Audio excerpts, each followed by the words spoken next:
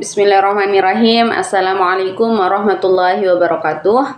Nama saya Julianti, kelas B5. Di sini saya akan menjelaskan sedikit tentang pengertian kitab kuning dan ruang lingkupnya. Kitab kuning merupakan istilah yang merujuk pada literatur klasik Islam yang ditulis dalam bahasa Arab tanpa menggunakan harokat dan digunakan sebagai rujukan utama dalam keislaman di pesantren. Kitab kuning juga merupakan sebutan kitab klasik bahan kajian pokok di pesantren-pesantren. Julukan mengikuti warna kertas yang digunakan. Bahkan ketika cetakan baru kitab-kitab klasik menggunakan kertas HPS putih, tetapi tetap saja dinamakan kitab kuning. Mungkin itu disebabkan oleh isinya yang tidak berubah. Hasil pemikiran para ulama Islam pada abad pertengahan. Sebagian besar merupakan bidang ilmu fikih, akidah, akhlak, tasawuf, tafsir, dan hadis. Sebagian besar ilmu kalam atau teologi dan filsafat atau mantik yang hanya dipelajari pada tingkat tertentu secara tertutup. Dalam kitab kuning juga mencakup berbagai ilmu disiplin seperti fikih, tafsir, hadis, akidah, tasawuf, dan bahasa Arab, dan lain sebagainya.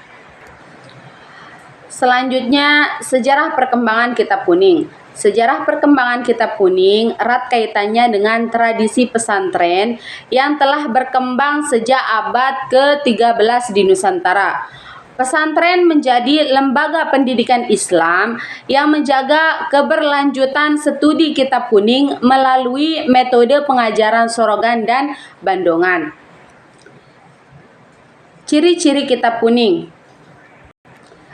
Beberapa ciri-ciri kitab kuning meliputi: pertama, kitab-kitabnya menggunakan bahasa Arab. Yang kedua, umumnya tidak memakai syakal. Yang ketiga, berisi keilmuan yang sangat berbobot. Keempat, metode tulisannya dianggap kuno dan referensi dengan ilmu kontemporer. Kerap kali tampak menipis.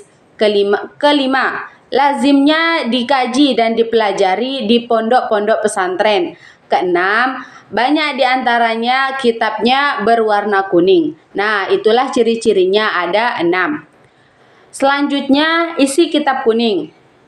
Isi dari kitab kuning hampir selalu terdiri dari 2 komponen. Pertama, komponen matan, dan kedua, komponen syarah. Matan adalah isi inti yang akan dikupas oleh syarah. Matan diletakkan di luar garis segi 4 yang mengelilingi syarah. Penjilitan kitab-kitab ini biasanya dengan sistem khorasan, di mana lembaran-lembarannya dapat dipisah-pisahkan, sehingga lebih memudahkan para pembaca menelaahnya sambil santai atau tiduran tanpa harus menggotong semua kitab yang terkadang sampai ratusan halaman. Dilihat dari kandungan maknanya, kitab kuning dapat dikelompokkan menjadi 2 macam, yaitu pertama, kitab yang berbentuk penawaran atau penyajian ilmu secara polos seperti sejarah, hadis, dan tafsir. Yang kedua, kitab yang menyajikan materi yang berbentuk kaidah-kaidah keilmuan seperti nahwu, usul fiqh, dan mustalahul hadis. Selanjutnya dilihat dari kadar penyajiannya. Kitab kuning dibagi menjadi 3 macam, yaitu muhtasyar, yaitu kitab yang tersusun secara ringkas dan menyajikan pokok-pokok masalah, baik yang muncul dalam bentuk nazom atau syair maupun dalam bentuk nasar. Yang kedua, syarah, yaitu kitab yang memberikan uraian panjang lebar, menyajikan argumentasi ilmiah secara komparatif dan banyak mengutip ulasan para ulama dengan argumentasi masing-masing. Yang ketiga, mutawassithah, yaitu kitab kuning yang penyajian materinya tidak terlalu ringkas tapi juga tidak terlalu panjang. Nah, dalam kita mempelajari kitab kuning ini serta meningkatkan kemampuan membaca kitab kuning, seorang pengajar ataupun murid harus mengetahui indikator-indikator tersebut. Di antaranya, pertama, ketepatan membaca, yang kedua, ketepatan memahami isi, dan yang ketiga, dapat mengungkapkan bacaannya. Nah, yang terakhir, kesimpulannya. Kesimpulan kitab kuning ini adalah sebutan untuk kitab klasik yang menjadi bahan kajian utama di pesantren ataupun di lembaga pendidikan Islam. Umumnya menggunakan bahasa Arab tanpa menggunakan harokat atau baris. Dan berisi berbagai disiplin ilmu seperti fikih, akidah, tasawuf, tafsir, dan hadis.